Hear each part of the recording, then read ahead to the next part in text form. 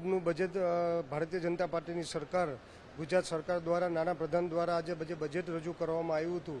તો અમને અપેક્ષા હતી કે બજેટ બહુ સારા પ્રમાણે રજૂ કરવામાં આવશે. લોકોને, ગરીબ માણસોને, ખેડૂતોને, માછીમારોને અને યુવા વર્ગોને ફાયદો થશે એ પ્રમાણે અમને અપેક્ષા હતી. એ પ્રમાણે બજેટ પહેલાં પણ અમે જે અમારી માગણીઓ મૂકેલી હતી, પણ આજે જે બજેટ રજૂ થયું છે એમાં ખાસ કરીને કોળી ઠાકોર નિગમમાં પણ ગઈ વખતે વસ્તીના આધાર ઉપર અંદાજિત 1% જેટલું જ બજેટ ફાળવવામાં આવ્યું હતું.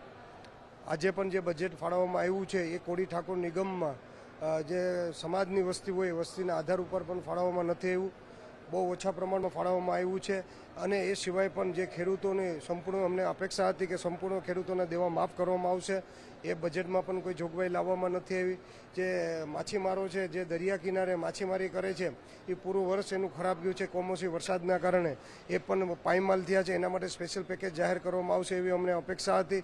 એ પણ કંઈ કરવામાં નથી આવ્યું. ત્યારે અમને એમ હતું કે ગૃહિણીઓ માટે જે બહેનો છે, આજે એમના માટે પણ જે બાટલો છે, ગેસનો સિલિન્ડર છે, 500 રૂપિયામાં જાહેરાત કરવામાં આવશે, એવી પણ કોઈ વસ્તુ કરવામાં નથી. એવી યુવાનો માટે થઈ અને રોજગારી વધારેમાં વધારે મળે એના માટે જાહેરાત કરવામાં આવશે, પણ એ પણ કરવામાં નથી આવ્યું. ત્યારે કોન્ટ્રાક્ટ પદ્ધતિ નાબૂદ કરે અને કાયમી માટે લોકોને લેવામાં આવે એવી અમને અપેક્ષા હતી, પણ એમાંથી કોઈ પણ અપેક્ષા જે લોકોની માગણી હતી ને અમે જે લોકો માટે માગણી કરી છે એવી ગરીબ લોકો, ખેડૂતો, માછીમારો કે યુવાનો માટે એવી કોઈ પૂરી કરવામાં નથી આવ્યું. એટલે આ બજેટ સંપૂર્ણ નિષ્ફળ છે અને આ બજેટથી લોકોને કોઈ ફાયદો થવાનો નથી. ખાલી મોટી મોટી વાતો કરી અને ગુલાબી બજેટ જેવી વાતો કરીને આ કરવામાં આવી છે. આનાથી લોકોને ગરીબ માણસો, માછીમારો કે ખેડૂતોને કે યુવા વર્ગને કોઈ ફાયદો થવાનો નથી.